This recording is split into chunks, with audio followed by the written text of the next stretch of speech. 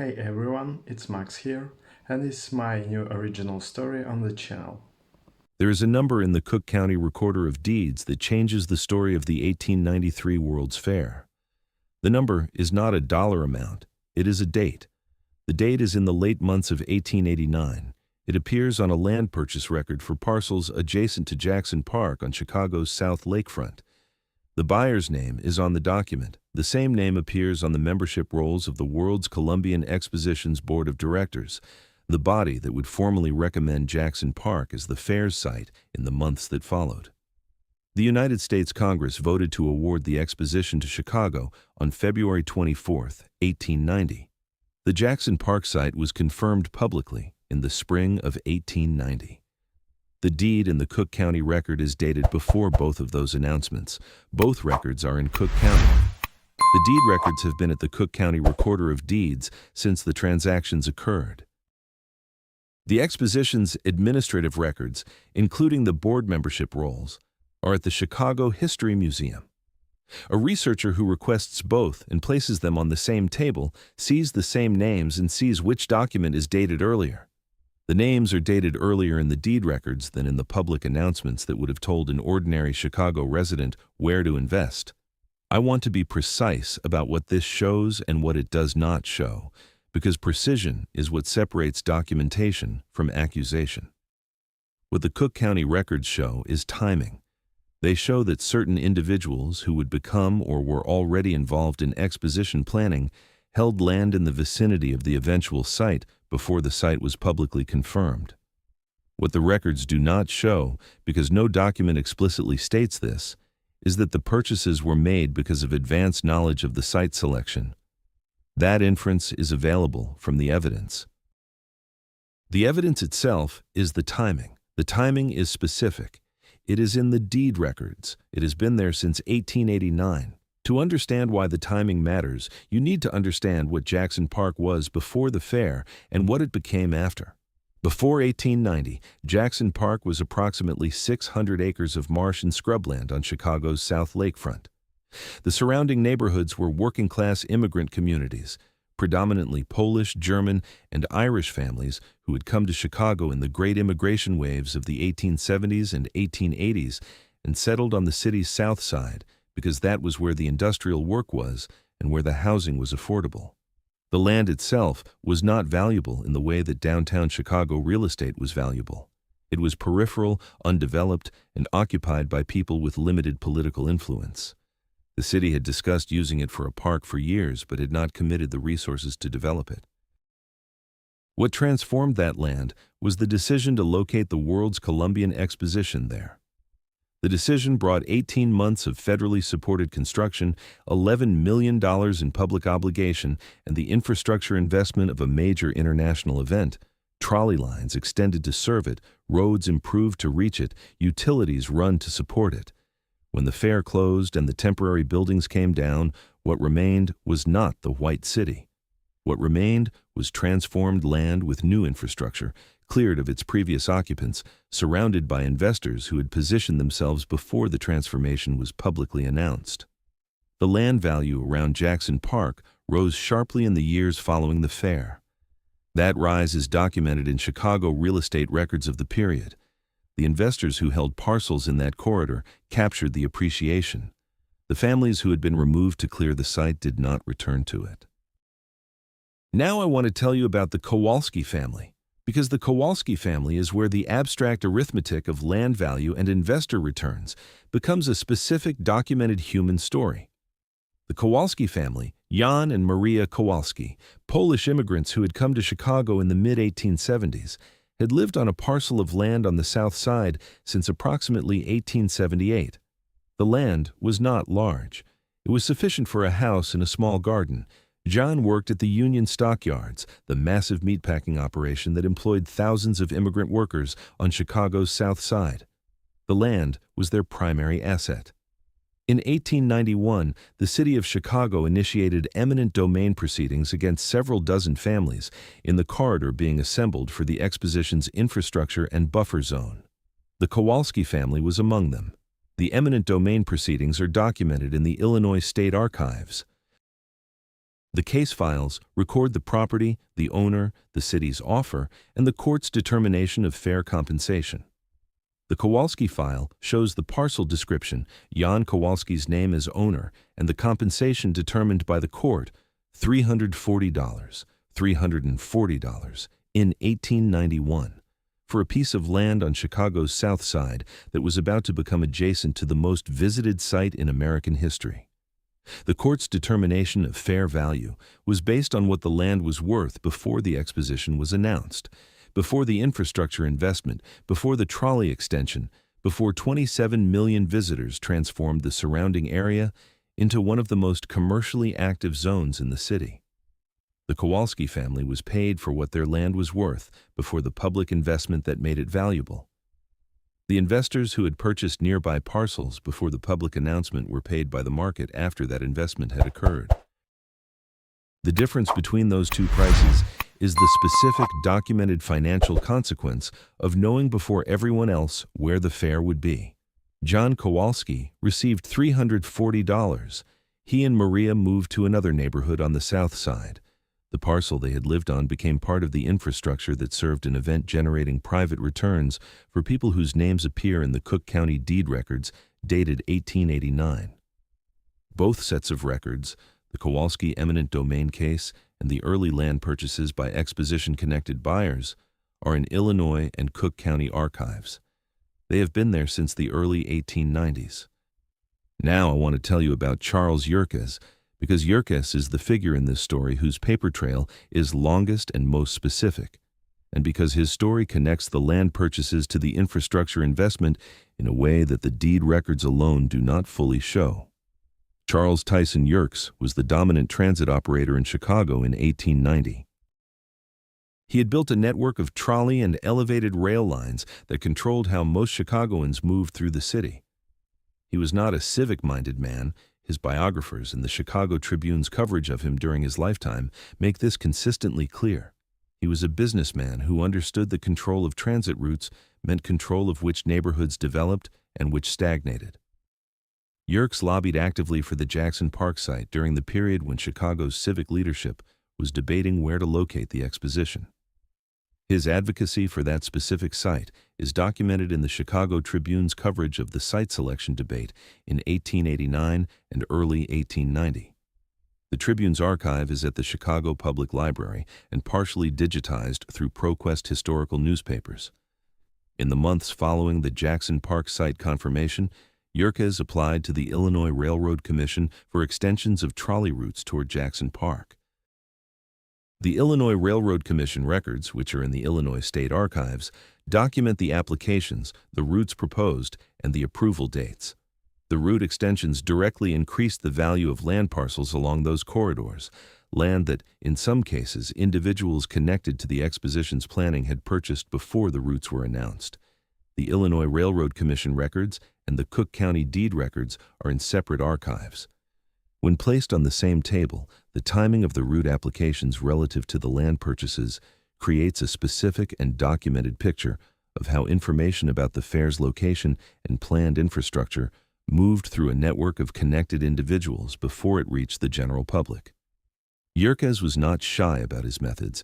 He was convicted of financial fraud in Philadelphia before moving to Chicago, a fact the Tribune documented repeatedly.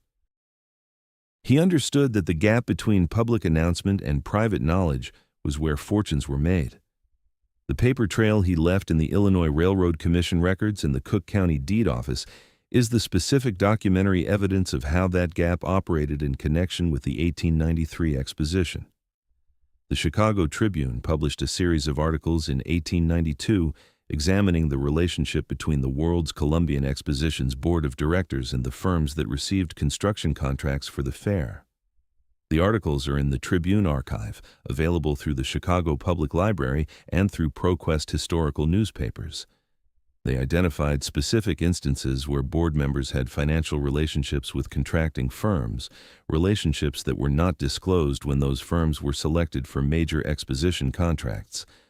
The reporting was careful. The Tribune documented the relationships it could prove and noted the ones it could not. It did not accuse anyone of explicit corruption. It described a procurement process in which the distinction between public interest and private benefit was not always clear. The articles generated responses from Exposition officials who argued that the relationships were incidental and that the contracting process had followed appropriate procedures. The responses are in the same Tribune archive in the letters to the editor and the official statements published in the weeks following the series. The articles did not produce investigations or sanctions. The Exposition proceeded. The contracts were executed. The fair opened in May 1893 and closed in October 1893. The demolition began in November. What the Tribune articles documented, the overlap between board membership and contracting benefit, is independently verifiable from the Exposition's own administrative records at the Chicago History Museum. The board membership rolls are there. The contract records are there. A researcher who compares the two sees what the Tribune's reporters saw in 1892. The Chicago History Museum holds the world's Columbian Exposition administrative records as part of its collection on Chicago history. The finding aid is available through the museum's library. The records include correspondence between fair officials, financial records, contract documentation, and the proceedings of the Exposition's governing bodies. I want to tell you about Daniel Burnham specifically, not because Burnham was corrupt. The historical record does not support that characterization, but because Burnham's subsequent career shows what the 1893 fair actually produced beyond its buildings. Burnham was the director of works for the Exposition. He oversaw the construction of the White City. After the fair, he went on to develop the Plan of Chicago in 1909, a comprehensive vision for remaking the city that is considered one of the most significant documents in American urban planning history. The Plan of Chicago was funded entirely by the Commercial Club of Chicago, an association of the city's largest business owners. Burnham's papers at the Library of Congress document the relationship between the Commercial Club's priorities and the plan's specific recommendations. The neighborhoods with representation in the Commercial Club received attention proportional to their members' interests. The South Side immigrant neighborhoods, the communities from which the Kowalski family and their neighbors had been displaced to create the fairgrounds, received attention primarily as problems to be managed. The plan's recommendations for lakefront development, for park expansion, for the aesthetic transformation of the city followed directly from the template established at the 1893 fair. The fair had shown what transformation looked like when it was done at scale and at speed. The Plan of Chicago proposed doing the same thing across the entire city over decades. The Burnham papers are at the Library of Congress. They include his correspondence with Commercial Club members, his notes on the plan's development, and materials showing which voices were consulted and which were not. The papers have been at the Library of Congress since they were donated after Burnham's death in 1912. Researchers can request them through the library's reading room. Now I want to tell you about the one building that survived, because the one building that survived tells the story of the buildings that didn't in a specific and documented way. The Palace of Fine Arts was the only major structure at the 1893 Exposition built with permanent materials. Every other significant building was constructed of staff, a mixture of plaster, cement, and fiber that was inexpensive, fast to mold into any shape, and had a lifespan measured in years. The decision to build in staff was not forced by budget constraints. The Exposition's directors had approved it as the standard material specifically because permanence was not the goal. The Palace of Fine Arts was different because the cultural institutions backing it, the Art Institute of Chicago and the institutions lending artwork to the fair, demanded stable environmental conditions for the works they were lending. Temporary materials could not provide those conditions. The backing institutions had sufficient influence to demand a different standard. The building that was built to last is now the Museum of Science and Industry on Chicago's South Lakefront. It is surrounded by the public park that the fair's demolition made possible on land cleared through the eminent domain proceedings that displaced the Kowalski family and their neighbors. The museum stands on the consequence of those proceedings. It has stood there since the 1930s when it was converted to its current use. The eminent domain records that document what was displaced to create the ground it occupies are in the Illinois State Archives. Both have been there since the 1890s. Now, I want to give you the specific steps for finding your family in these records, because the personal connection is where the history stops being about other people and starts being about you. If your family had roots in Chicago's South Side in the 1890s, particularly in the neighborhoods south and west of Jackson Park, in areas that in 1890 were predominantly Polish, German, and Irish working-class communities, the Illinois State Archives may have eminent domain records that include your family's name. The Illinois State Archives in Springfield holds the court records from Cook County eminent domain proceedings. The records from the early 1890s, when the Exposition site was being assembled, are in the Civil Court Records series for Cook County. They are organized by case number rather than by family name, which means finding a specific family requires either knowing the approximate timeline and searching systematically, or using the index volumes that the archives maintains for the period. Some of these records have been partially indexed by genealogical volunteers. The Illinois State Genealogical Society and the Chicago Genealogical Society both have project pages describing what has been indexed and what remains unindexed for Cook County civil records of this period. The Cook County Recorder of Deeds holds the land transaction records from 1889 onward. The records are partially searchable through the county's online database for more recent transactions, but the 1889 to 1892 records require either an in-person visit to the recorder's office or a records request. The records are organized by grantor and grantee name, which makes searching for a specific buyer or seller more manageable than the court records. For Charles Yerkes specifically, for the trolley route extension records that document the timing of infrastructure investment relative to the land purchases, the Illinois Railroad Commission records are in the Illinois State Archives in Springfield. They are organized by company name and by application date.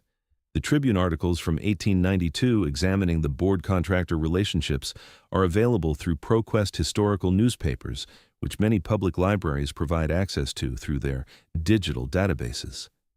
John Kowalski received $340 in 1891. The men who bought land around Jackson Park in 1889 received something else. The Cook County records show the names. The Illinois State Archives show the dates. Both archives have held these records for over 130 years. The fair was magnificent. 27 million people came to see it. The buildings came down in 6 months. The records of who benefited and who paid were always in the archives. Nobody had placed them on the same table. The Cook County Recorder of Deeds holds land transaction records from 1889 onward. Records from the 1889 to 1892 period, covering land purchases in the Jackson Park vicinity, are available through an in-person visit or a records request to the Cook County Recorder's Office. The records are organized by grantor and grantee name. The Illinois State Archives in Springfield holds the Cook County Civil Court records, including eminent domain proceedings from the early 1890s. The finding aid is available through the archive's website. Records are organized by case number. The index volumes for the period are available to researchers. The Illinois State Genealogical Society and Chicago Genealogical Society have partially indexed these records. The world's Columbian Exposition administrative records, including board membership rolls and contract documentation, are at the Chicago History Museum. The finding aid is available through the museum's library catalog. Researchers can request the records by appointment.